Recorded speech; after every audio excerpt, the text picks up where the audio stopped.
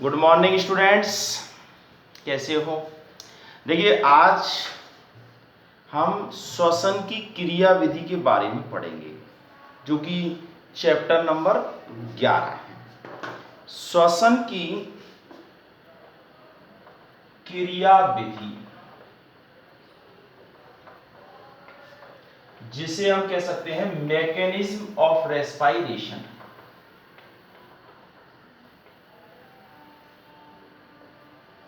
श्वसन की जो क्रिया विधि है, ये कार्बोहाइड्रेट्स से प्रारंभ होती है और कार्बोहाइड्रेट का सबसे सरल रूप जो है, जो भोज्य पदार्थ के रूप में उपयोग में होता है, वो है ग्लूकोज। तो ये क्रिया जो है श्वसन की ग्लूकोज से प्रारंभ होती है और प्रारंभ में ये ऑक्सीश्वसन एवं अनॉक्सीश्वसन दोनों एक साथ चलते हैं और उसके बाद ऑक्सीजन की उपस्थिति अथवा अनुपस्थिति के आधार पर ये दो प्रकारों में बढ़ जाते हैं। तो श्वसन की जो क्रिया विधि है, इस क्रिया विधि में सबसे पहले ग्लूकोज का एक अणु पाइरुविक अम्ल के दो अणुओं में परिवर्तित होता है और इस क्रिया में ऑक्सीजन की आवश्यकता नहीं होती है। तो देखिए, ये क्रिया किस प्रकार से होती है कि ग्लूकोज, जो कि एक 6 कार्बन यौगिक होता है, इसका एक अणु इस श्वसन क्रिया में भाग लेता है। इस ग्लूकोज के एक अणु से पाइरुविक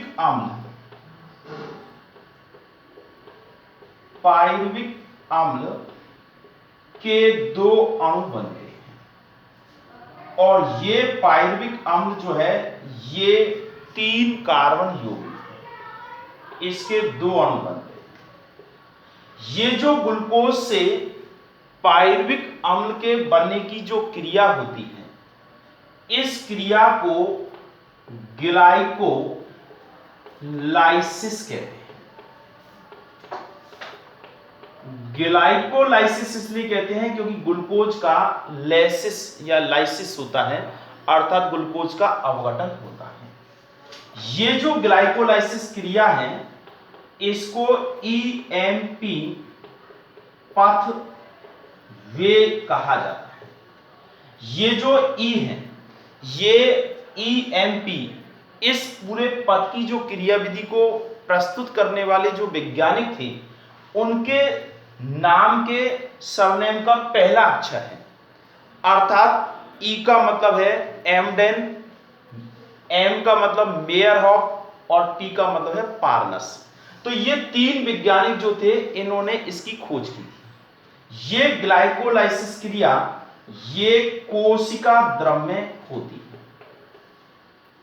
यानी इस क्रिया का क्रिया स्थल होता है कोशिका द्रव और इस क्रिया में O2 की आवश्यकता नहीं होती। यानी अगर O2 है तब भी ये क्रिया होगी और अगर नहीं भी है तो भी ये क्रिया होगी। अर्थात ये ऑक्सीश्वसन हो अथवा अनऑक्सीश्वसन, दोनों में ये क्रिया जो है वो संपन्न होती है। इस क्रिया में 2 एटीपी अणुओं का उपयोग होता है और इस क्रिया में 4 एटीपी अणु जो है बनते हैं। साथ में इसमें 2 NADH2 अणुओं की प्राप्ति होती है। अर्थात इस पूरी क्रिया का जब हम रिजल्ट निकालें तो इस क्रिया से हमको 8 एटीपी की प्राप्ति होती है। अर्थात 2 तो यहाँ 4 बने हैं, 2 काम में आ गए हैं 2, और साथ में 2 NADH2 बनते हैं, जो कि ETS में जाकर के 3 एटीपी, एक NADH2 जो है वो 3 एटीपी बनाता है, यानी 3 दूनी 6 और 2 8 एटीपी। ठीक है। अब पाइरुविक अम्ल का आगे का भविष्य इस बात पर निर्भर करता है कि ऑक्सीजन की उपस्थिति है अथवा अनुपस्थिति। देखिए अगर O2 की उपस्थिति है तो ऑक्सीश्वसन होगा, अर्थात इस पायरुविक अम्ल का पूरी तरह से ऑक्सीकरण हो जाएगा और इससे कार्बन डाइऑक्साइड और जल की प्राप्ति होगी, अर्थात ये पूरी तरह से अपघटित हो गया। ये जो क्रिया है ऑक्सीश्वसन की, ये जो क्रिया है ये क्रेब्स चक्र कहलाती है, क्रेब्स चक्र और ETS इलेक्ट्रॉन ट्रांसपोर्ट सिस्टम। ये जो क्रिया है ऑक्सीश्वसन की, ये क्रिया माइटोकॉन्ड्रिया में होती है, माइटोकॉन्ड्रिया, अर्थात क्रेब चक्र का जो क्रिया स्थल होता है वो माइटोकॉन्ड्रिया है, अर्थात ऑक्सीश्वसन होता है अगर ऑक्सीजन की उपस्थिति है और अधिक मात्रा में ऊर्जा प्राप्त होती है, यानी लगभग 30 एटीपी अणुओं की ऊर्जा की प्राप्ति हो जाती है। 30 एटीपी, ये दोनों जो अणु हैं इनसे 30 एटीपी प्राप्त हो जाता है। और अगर इस पायरुविक अम्ल को ऑक्सीजन नहीं मिलती है, O2 की अनुपस्थिति है, तो ऐसी स्थिति में अनॉक्सीश्वसन होता है, अनॉक्सीश्वसन। और ये अनॉक्सीश्वसन की जो क्रिया है ये कोशिका द्रव में ही होती है, अर्थात माइटोकॉन्ड्रिया में ये क्रिया नहीं होती है। और इस क्रिया में पायरुविक अम्ल का अपूर्ण ऑक्सीकरण होता है, जिससे एथिल अल्कोहल या अन्य कार्बनिक अम्ल और कार्बन डाइऑक्साइड की प्राप्ति होती है और ऊर्जा की एक प्रकार से बिल्कुल भी यहां प्राप्ति नहीं होती है। तो ये एक क्रिया विधि का सामान्य रेखा चित्र की ये क्रिया विधि कैसे होती है। तो अगर हम ऑक्सीश्वसन की बात करें तो पहले ग्लूकोज से पायरुविक अम्ल बनेगा और पायरुविक अम्ल से कार्बन डाइऑक्साइड और जल की प्राप्ति होगी। ठीक है, तो इसमें इस पूरी हम पहले ग्लाइकोलाइसिस क्रिया के बारे में पढ़ेंगे, फिर उसके बाद क्रेब्स चक्र, फिर उसके बाद माइटोकॉन्ड्रिया ये जो ETS सिस्टम, और फिर उसके बाद अनॉक्सीश्वसन।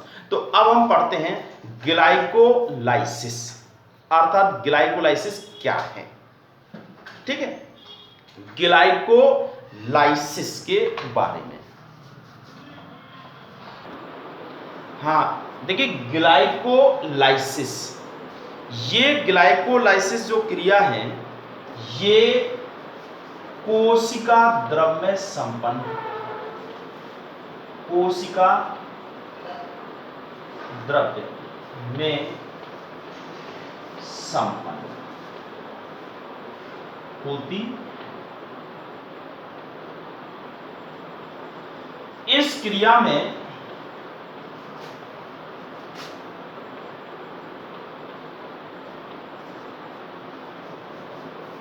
O2 की आवश्यकता नहीं होती है,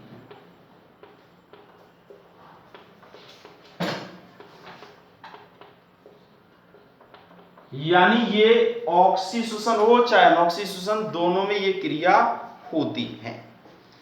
देखिए, इस ग्लाइकोलाइसिस क्रिया के बारे में सबसे पहले 1930 के अंदर 3 वैज्ञानिक थे। एक का नाम था गुस्ताव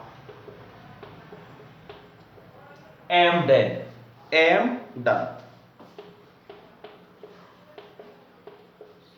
गुस्ताव एमडन, तो इसका एमडन से लिया है ई शब्द, और दूसरा है ऑटो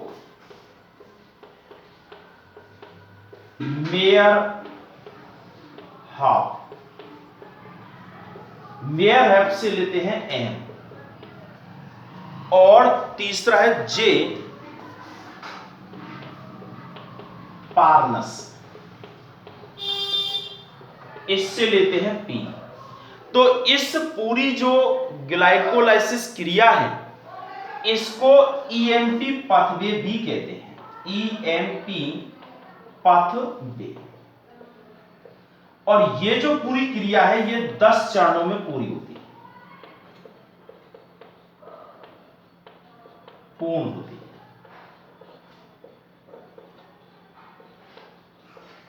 देखिए इस ग्लाइकोलाइसिस शब्द दो शब्दों से मिलकर के बना है। एक होता है देखिए ग्लाइकोलाइसिस,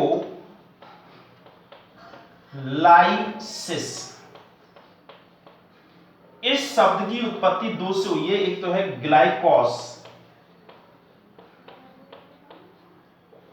प्लस लाइसिस। ग्लाइकोस का मतलब है सकरा, सकरा एज ए ग्लूकोज,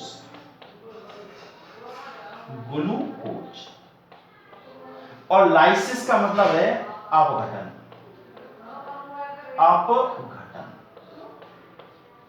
अर्थात इस पूरा अपघटन कहें या इसको विघटन कह सकते हैं। विघटन, अपघटन शब्द की जगह इसको विघटन शब्द काम में लें, विघटन, विघटन। तो ये जो ग्लाइकोलाइसिस का अर्थ होता है कि शकरा का विघटन, शकरा का विघटन। अर्थात इसमें ये जो 6 कार्बन वाली जो शकरा है ग्लूकोज, ये विघटित होकर के 3 कार्बन वाली शकरा या 3 कार्बन वाले यौगिक जो है पायरुविक अम्ल, उसके अंदर इसका परिवर्तन हो जाता है।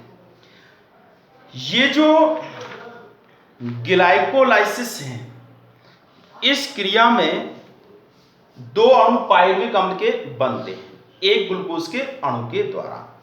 अब देखिए इसको हम परिभाषित करें, ग्लाइकोलाइसिस को परिभाषित करें तो ये एक प्रकार से ग्लूकोज का क्रमबद्ध विघटन कहलाएगा, जिसमें क्रमबद्ध जब विघटन होता है तो ऊर्जा की प्राप्ति होती है।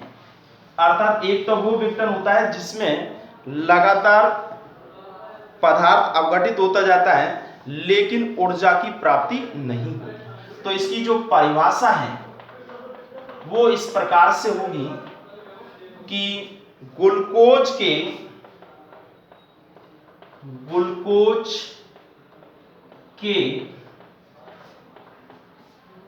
एक अणु, ग्लूकोज के एक अणु का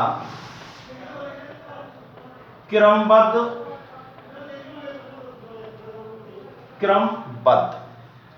जैव रासायनिक अभिक्रियाओं, जैव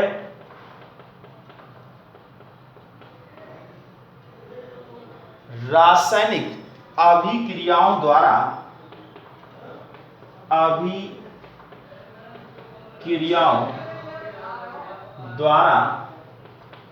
जैव रासायनिक अभिक्रियाओं द्वारा पायरुविक अम्ल में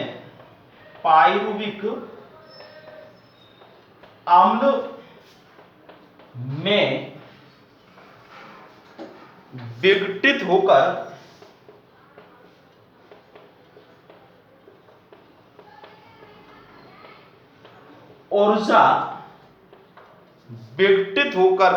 ऊर्जा मुक्त करना,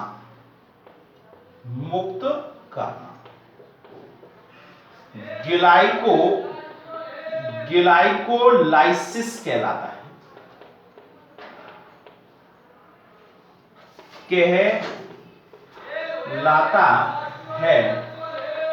देखिए ये ग्लाइकोलाइसिस जो है क्रिया, इस ग्लूकोज के एक अणु का क्रमबद्ध जैव रासायनिक अभिक्रियाओं के द्वारा पायरुविक अम्ल में विघटित हो जाना, ये एक प्रकार से क्या कहलाएगा, ग्लाइकोलाइसिस। अब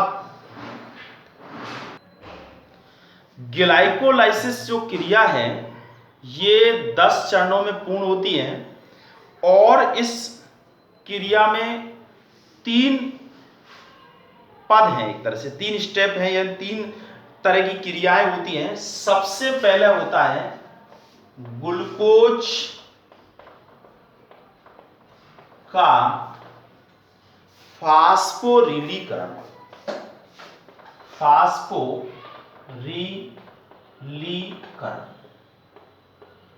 अर्थात इसमें ग्लूकोज जो है उसके साथ एटीपी अणु से प्राप्त फास्फेट अणु जुड़ जाते हैं और ये एक प्रकार से फास्फेट ग्लूकोज से जुड़ जाने से ग्लूकोज फास्फेट 6 फास्फेट फिर उसके बाद ग्लूकोज 1,6 डाइफास्फेट में परिवर्तित हो जाता है।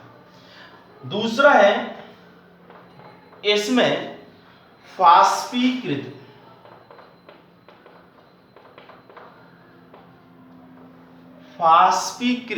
या फास्फोरीकृत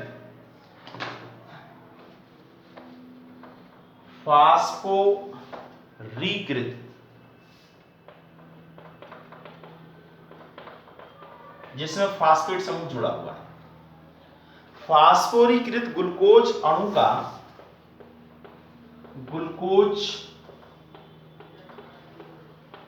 का फास्फोग्लिसरीएल्डिहाइड PGAL में विघटन। फास्फोग्लिसरीएल्डिहाइड। और तीसरा है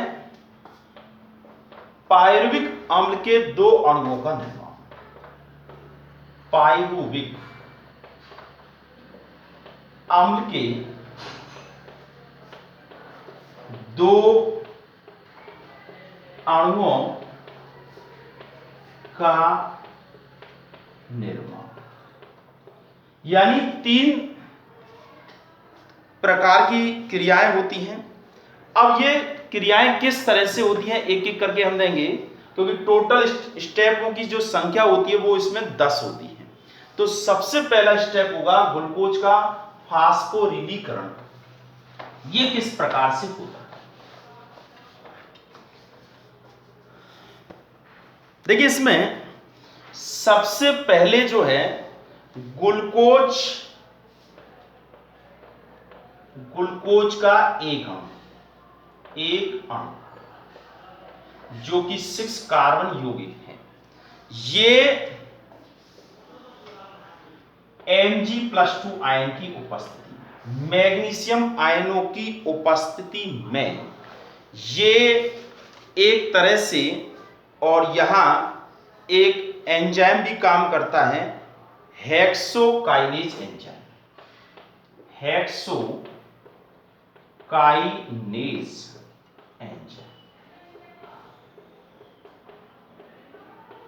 और यहां एक एटीपी अणु जो है वो इसके साथ जुड़ जाता है, अर्थात यहां इसको हम यूं कर दें प्लस एटीपी। तो ग्लूकोज एक एटीपी अणु के साथ जुड़ने से ये बना लेता है ग्लूकोज 6 फास्फेट, और यहां एडीपी अणु बाहर हो जाता है क्योंकि एटीपी से एडीपी बन जाता है। ये ग्लूकोज 6 फास्फेट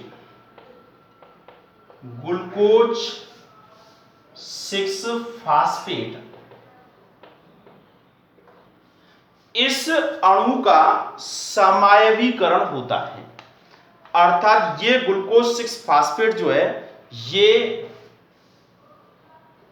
यहां आइसोमरेज एंजाइम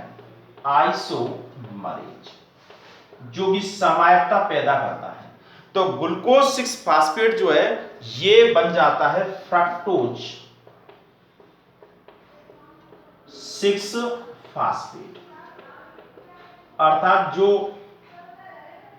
ग्लूकोज है वो अब बन गया है फ्रक्टोज, क्योंकि ग्लूकोज और फ्रक्टोज एक दूसरे के क्या होते हैं, समायवी होते हैं।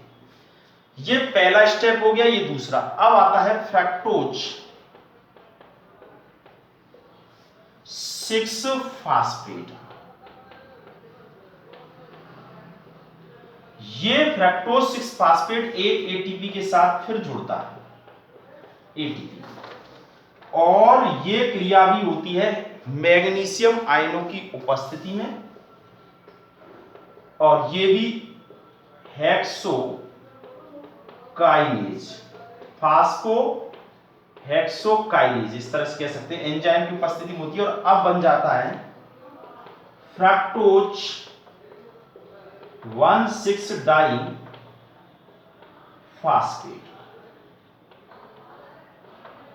अब देखिए ये जो है ये भी एक अणु है और ये भी 6 कार्बन यौगिक है। अर्थात यहां पर एक तरह से ग्लूकोज का फास्फोरिलीकरण हो गया है। ग्लूकोज के साथ जुड़ने से 2 एटीपी जुड़ गए हैं और प्लस यहां एडीपी आ गया है, एडीपी। तो ये बन गया है फ्रक्टोज 1,6 डाइफॉस्फेट। ठीक है, अब इस फ्रक्टोज 1,6 डाइफॉस्फेट का जो है अवघटन होता है और इस अवघटन से बनता है एक तरह से 3 कार्बन यौगिकों का निर्माण होता है। तो अब हम इस पायरुविक अम्ल के, या यूं कह सकते हैं कि फ्रक्टोज 6 फास्फेट से क्या बनेगा, 3-फॉस्फोग्लिसरीएल्डिहाइड। ठीक है, तो अब हम दूसरा स्टेप का फास्फोरीकृत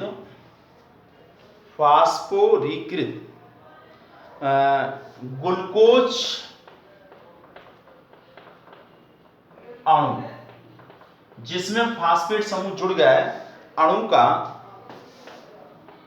PgAl फास्फोग्लिसरीएल्डिहाइड के 2 अणुओं में विघटन। ये किस तरह से होता है, तो देखिए इसमें जो बना हुआ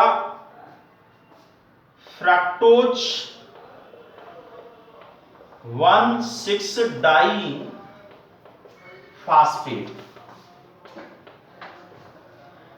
फ्रक्टोज 1,6 डाई जो फास्फेट है, ये एल्डोलेज एंजाइम की उपस्थिति में, एल्डोलेज एंजाइम, ये 6 कार्बन यौगिक है, इसका एक अणु है और फ्रक्टोज 1,6 डाइफॉस्फेट जो है ये एक तो है 3-फॉस्फोग्लिसरीएल्डिहाइड, 3-फॉस्फोग्लिसरेल्डिहाइड, जिसको हम 3-PgAl कह सकते हैं, plus di hydroxy acetone phosphate, ये 3 कार्बन यौगिक हैं और ये भी 3 कार्बन यौगिक, एक अणु ये बनता है और एक अणु ये बनता है, इसको डाई हाइड्रोक्सी एसीटोन फास्फेट कहते हैं। तो इस प्रकार से 2 अणु बन जाते हैं और ये वापस ये दोनों, अर्थात ये डाई हाइड्रोक्सी एसीटोन फास्फेट जो है ये वापस 3-फॉस्फोग्लिसरीएल्डिहाइड के अंदर परिवर्तित हो जाता है, अर्थात इसके 2 अणु बन जाते हैं, 3-फॉस्फोग्लिस या शॉर्ट में PgAl कहते हैं, PgAl, 3-PgAl, इसके ये अणु भी इसमें परिवर्तित हो जाता है। तो ऐसी स्थिति में इसके 2 अणु बन जाते हैं, इससे S3 या यूं कह सकते हैं ये जो है फॉस्फोग्लिसरीएल्डिहाइड,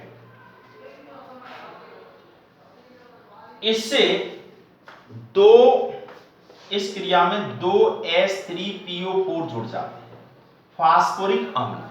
तो ये बन जाता है 1,3-डाइफॉस्फोग्लिसरीएल्डिहाइड, यानी शॉर्ट में कह सकते हैं 1,3-डाई-PgAl, और इसके बन गए हैं 2 अणु बन गए।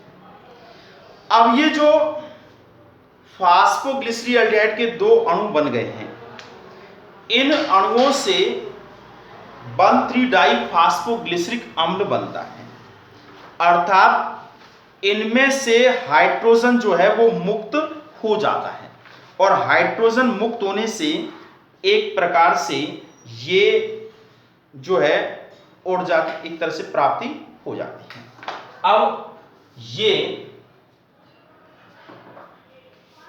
1,3 डाई PgAl प्लस 2NAD, तो इसका टू बन जाता है 3 PgA। 3 PgAl की प्राप्ति हो जाती है, अर्थात ये फास्फोग्लिसरिक अम्ल जो है वो ATP का निर्माण करता है। एक मिनट यह दोबारा देखें, तो यहां ये जो है 1,3 डाई फास्फोग्लिसरीएल्डिहाइड बन गया है। हाँ देखिए, इसमें अब तीसरा स्टेप होता है पायरुविक अम्ल से दो अणुओं का निर्माण, पायरुविक अम्ल के दो अणुओं का निर्माण होता है। देखिए 1,3 डाई फास्फोग्लिसरीएल्डिहाइड, जिसको हम कह सकते हैं 1,3 डाई PgAl फास्फोग्लिसरीएल्डिहाइड, ये यहां दो NAD अणु से डिहाइड्रोजिनेज एंजाइम की उपस्थिति में यहां दोनों से एक दो दो हाइड्रोजन परमाणु निकलने से अब बन जाता है ये 2NADH2, अर्थात अपचयन हो जाता है और 1,3 डाई फास्फोग्लिसरीएल्डिहाइड का परिवर्तन हो जाता है फास्फोग्लिसरिक अम्ल में, यानी PgAl बन जाता है PgA में परिवर्तन। इसके बाद ये जो 1,3 डाई फास्फोग्लिसरिक अम्ल है, इससे ऊर्जा निकलती है और जो फास्फेट समूह जो है वो जुड़ जाते हैं इस फास्फोरिक अम्ल के साथ, तो इससे बन जाता है एक फास्फेट समूह निकल गया तो बन जाता है 3 फास्फोग्लिसरिक अम्ल, जो कि 3 कार्बन यौगिक है और 2 अणु, यहां 2 ATP अणुओं का निर्माण हो जाता है।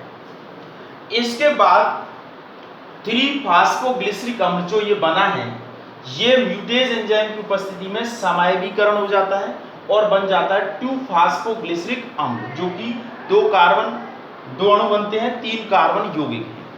इसके बाद 2 फास्फोग्लिसरिक अम्ल यानी 2 PgA इनोलेज एंजाइम की उपस्थिति में फास्फोइनोल पायरुविक अम्ल में परिवर्तित हो जाता है और ये फास्फोइनोल पायरुविक अम्ल जो है वो 3 कार्बन यौगिक है, इसके भी 2 अणु बनते हैं और यहाँ जल के 2 अणुओं की प्राप्ति होती है। इसके बाद ये जो फास्फोइनोल पायरुविक अम्ल है, ये फास्फोइनोल काइनेज एंजाइम की उपस्थिति में पायरुविक अम्ल के 2 अणु बना लेता है, अर्थात ये 2 अणु जो बनते हैं ये 3 कार्बन परमाणु होते हैं।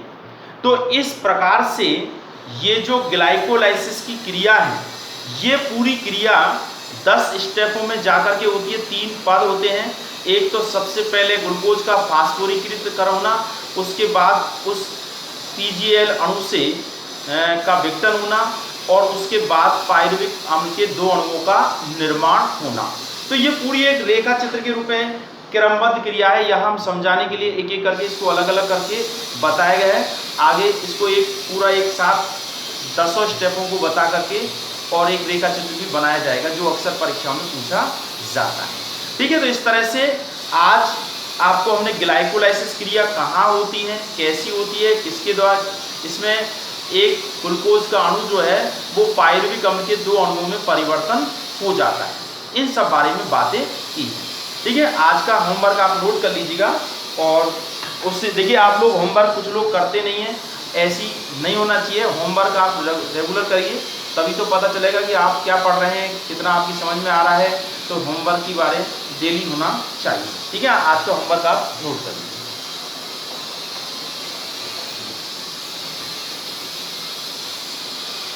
इसमें ग्लाइकोलाइसिस क्रिया के क्रिया स्थल का नाम लिखिए, यानी ये क्रिया कहां पर होती है, उस स्थान का या उस कोशिकांग का नाम लिखना है। दूसरा है ग्लाइकोलाइसिस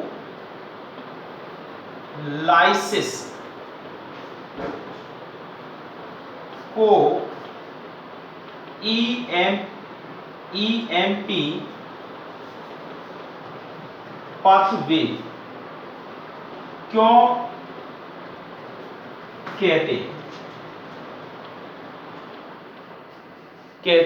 हैं। और तीसरा प्रश्न है,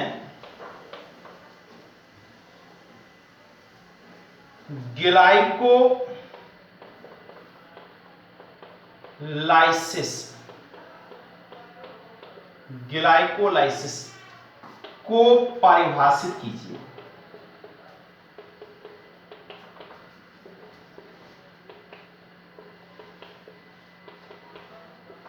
परिभाषित कीजिए। ग्लाइकोलाइसिस में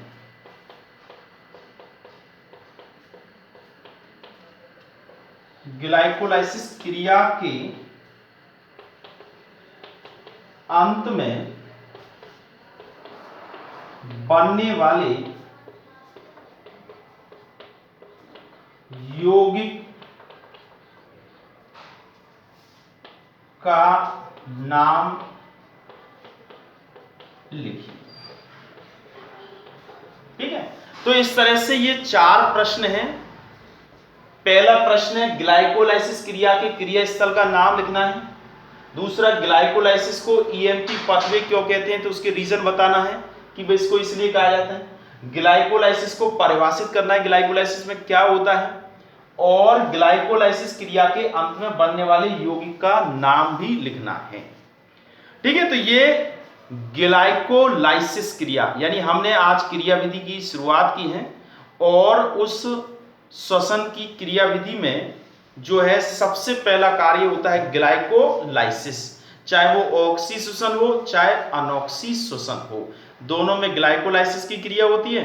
और उसके बाद आगे जो इस क्रिया में बनने वाला जो पाइरुविक अम्ल है उसका जो भविष्य है वो इस बात पर निर्भर करेगा कि ऑक्सीजन की प्राप्ति हुई है तब तो वो ऑक्सीशोषण करेगा, अर्थात क्रेब्स चक्र क्रिया होगी माइटोकॉन्ड्रिया में। और अगर ऑक्सीजन की उपस्थिति नहीं होगी तो ऐसी स्थिति में अनऑक्सीशोषण होगा और अपूर्ण ऑक्सीकरण होगा इसमें, और वो कोशिका के कोशिका द्रव में ही होगा। ठीक है, तो कल हम ग्लाइकोलाइसिस को एक बार फिर दोबारा से समझाते हुए, और क्योंकि उसमें एक रेखा चित्र बनाएंगे ग्लाइकोलाइसिस का, और उसके बाद इस ग्लाइकोलाइसिस की इतिहास, यानी एक प्रकार से इस क्रिया विधि का रिजल्ट क्या था, कितने हमको एटीपी की प्राप्ति होती है। तो इसमें 2 एटीपी का उपयोग होता है, 4 एटीपी अणु बनते हैं, साथ में इसके अंदर जो है 2 NADH2 का निर्माण होता है, और प्रत्येक NADH2 से 3 एटीपी की प्राप्ति होती है। तो ये सारी बातें हम अगले लेक्चर में करेंगे। ठीक है, आज के लिए इतना ही।